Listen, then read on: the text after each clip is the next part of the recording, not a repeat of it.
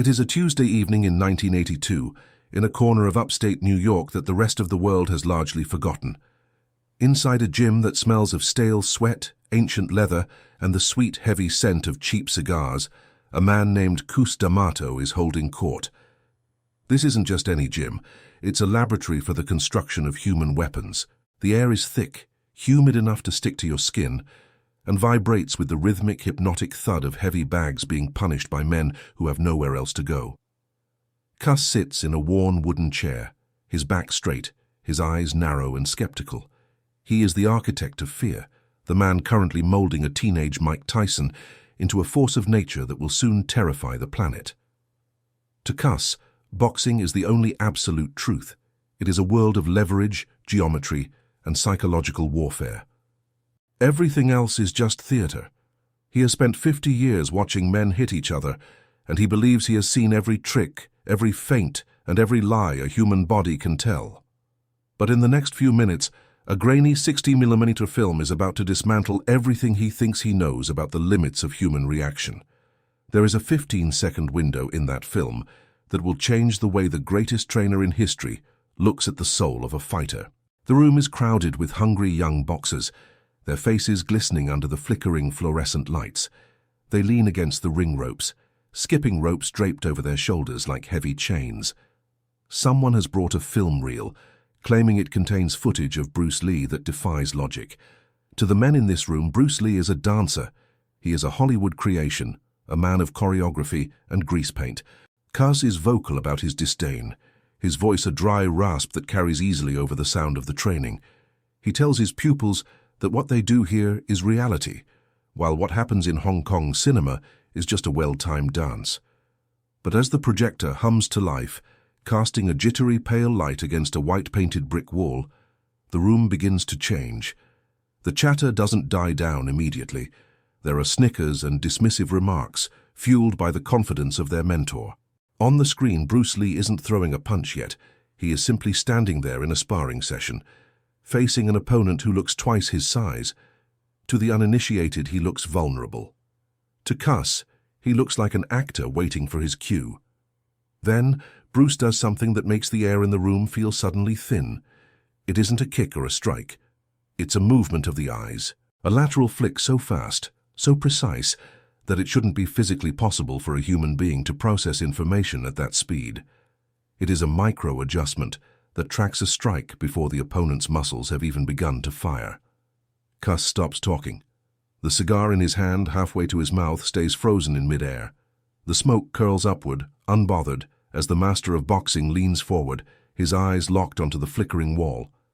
The room goes silent, the kind of silence that only happens when a group of experts realizes they are looking at something they cannot explain. Cus realizes that Bruce Lee isn't looking at the opponent's hands or his feet. He is looking at the space where intent lives. He is watching the very spark of a thought before it becomes an action. But then comes the part that nobody in that Catskill gym expects.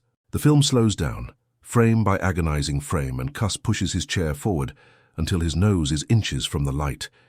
He challenges the room, his voice low and dangerous. He bets his entire reputation, 5 decades of boxing wisdom, that no human being can react to a jab at the speed the film is suggesting. He sets a rule right there in the dark. If Bruce cannot prove that his eyes led the movement, then the entire philosophy of Jeet Kune Do is a lie. He calls it a trick of the camera, a bit of movie magic designed to fool the weak-minded. But as the 15-second loop begins to play again, the evidence starts to mount. The film shows a sparring session where Bruce's eyes move a fraction of a second before the opponent even twitches a muscle. It is not a reflex. A reflex is a response to a stimulus. This is a prediction. It is as if Bruce is reading a script that the other man hasn't even written yet. Frame by frame, the ridiculous eye movement reveals a hidden dimension of combat that Cus D'Amato, the man who thought he knew everything, had never considered. He sees the bridge between the physical and the psychic. In that moment, the world in that gym freezes. The heavy bag stops swinging. The sound of the skipping ropes vanishes. Cus isn't looking at a movie star anymore. He is looking at a scientist of the human nervous system. He sees that Bruce Lee has figured out a way to bypass the lag time of the human brain. He realizes that while he has been teaching his fighters to be fast, Bruce has been teaching himself to exist in a different version of time altogether. Cus doesn't feel humiliated, though his students are watching him for a reaction. Instead, he feels something he hasn't felt in years. He feels like a student again. He feels reborn. He pulls a small tattered notebook from his pocket and starts taking notes, his hand trembling slightly. He realizes that Bruce Lee wasn't a dancer. He was the ultimate practitioner of the same mental warfare Cus had been preaching for years, just taken to an evolutionary level. As the film continues to loop that 15-second window, the ridiculous eye movement becomes the most important thing in the room. It is the steering wheel of the soul. Cus watches how Bruce's head remains perfectly still, while his pupils dance with a terrifying intelligence. He begins to see how this could be applied to the young boy from Brownsville, the wrecking ball named Mike, who is currently watching the screen with wide, unblinking eyes. The philosophy of the eye lead begins to permeate the room. It's the idea that the eyes don't just see, they command. They are the first part of the body to enter the fight and the last part to leave. Cus begins to mutter to himself, dissecting the physics of the movement. He realizes that if a fighter can master their vision to this degree, they don't need to be the strongest or even the fastest in the traditional sense. They simply need to be the first to arrive at the truth of the exchange. Years later, the world would see Mike Tyson exhibit a version of this same uncanny vision. They would see him slip punches that hadn't even been fully committed to, moving his head with a predictive grace that seemed like magic. That was the ghost of Lee's philosophy, filtered through the mind of a boxing legend who was humble enough to change his mind in a humid gym in 1982. But for now in this room, the realization is heavy. The 15 seconds end, and the screen goes to white, the tail of the film flapping against the projector. Cus remains seated, staring at the blank wall as if the images are still there. He looks at his fighters, the men who were laughing just minutes ago. They aren't laughing now. They are looking at their own hands, wondering if they have ever truly seen a punch in their lives. It makes you wonder about the things you dismiss simply because they don't fit your mold. We all have our Catskill gyms, our places of expertise, where we think we know the boundaries of what is possible. We see someone from a different world, a different discipline, and we call them a dancer or a fraud. But what are you missing because you're too busy protecting your own status? Where are you confusing loud, muscular strength with the quiet, terrifying precision of a master? When the truth finally flickers in front of you, do you have the courage to lean in until your nose touches the light, or do you turn the projector off because the truth is too much to handle? "It's a trick," a voice calls out from the back of the humid gym. It's one of the heavyweight prospects, a man with shoulders like granite and a record of knockouts that has made him arrogant. He's leaning against a structural pillar, his arms crossed over a sweat-soaked shirt. He's looking at the flickering image of Bruce Lee on the wall, and then at Cus D'Amato, his mentor, with a look of pity. To this young fighter, the old man has finally lost his grip. He thinks Cus is being seduced by Hollywood magic, by the smoke and mirrors of a man who never stepped into a professional ring. The rest of the gym waits for the explosion. They expect Cus to roar, to kick the boy out, or to defend his territory with the fire he's known for. But Cus doesn't even blink. He doesn't turn his head. He stays hunched in that wooden chair, his nose inches from the grainy light. In exactly 60 seconds, the hierarchy of this gym, the belief system that governs every punch thrown in the Catskills, is going to be dismantled. Because Cus D'Amato isn't looking for a fight, he is looking for the future. He knows that in the next 15 seconds of film, he is either going to prove he is a relic of the past, or he is going to find the final piece of the puzzle he's been building inside a young Mike Tyson. The projector clicks, a steady mechanical heartbeat in the silence. The air is heavy with the smell of ozone and the metallic tang of the heating vents. It isn't a movie theater. It isn't a classroom. It is a courtroom, and Bruce Lee is the defendant. Cus raises a trembling hand and points at the screen. He tells the room that if Bruce is a fraud, then boxing is a sport of luck. But if Bruce is what the film suggests, then boxing is a science that none of them have truly mastered.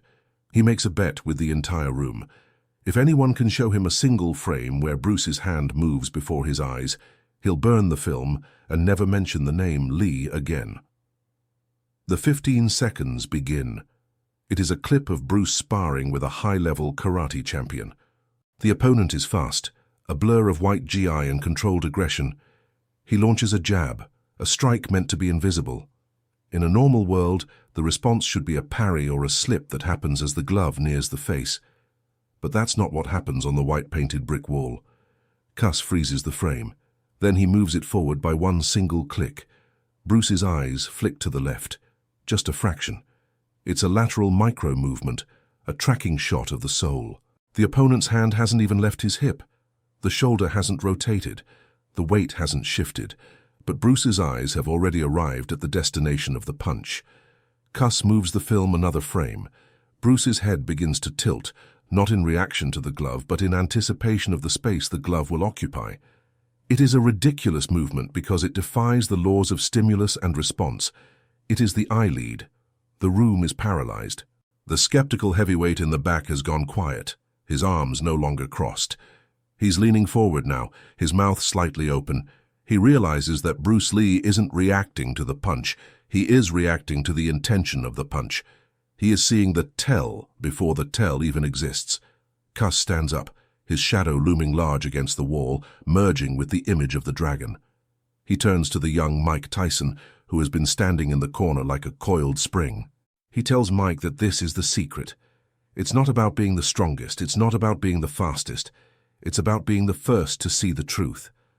Cuss enforces a rule on the spot. No more heavy bag work for the next hour. He wants every fighter in the gym to pair up, but they aren't allowed to throw a single punch. They are told to stand in front of each other and simply watch the eyes. He wants them to find the spark. He realizes that the eyes are the steering wheel. If the eyes move, the body must follow. If you can read the eyes, you can live in the future. This moment, this 15-second revelation in 1982, becomes the invisible foundation of the peekaboo style that would soon terrify the heavyweight division. When Tyson entered the ring, people marveled at his head movement. They thought it was just a physical attribute, a result of thousands of repetitions.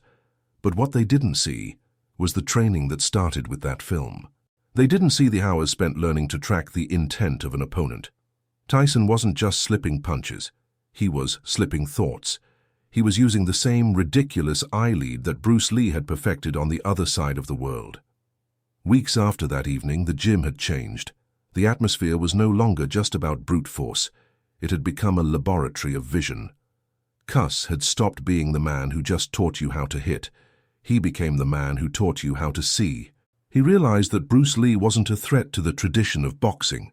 He was its ultimate evolution. The old trainer, who had seen it all, had the humility to realize that a movie star had found a key that the boxing world had left under the mat for a century. Years later, when Tyson was the youngest heavyweight champion in history, he would move with a precision that looked like a glitch in the Matrix. He would be halfway through a counterpunch before his opponent's jab had even reached its peak. The commentators called it raw instinct. But if you look closely at the tapes, you see the eyes. You see that lateral flick, that micro-adjustment that Cus D'Amato saw in the flickering light of 1982. The ghost of Bruce Lee was in the ring every time Tyson stepped between the ropes. The story of that night in the Catskills is a reminder that mastery has no borders. It doesn't care about your discipline, your background, or whether you're in a movie or a prize fight. It only cares about the truth of the human body. Cus D'Amato, the man who feared nothing, found his greatest lesson in the one place he never expected to look.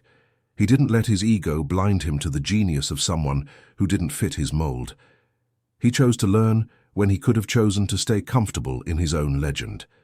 It forces a question that most people are too afraid to answer. Who are you dismissing right now because they don't speak your language?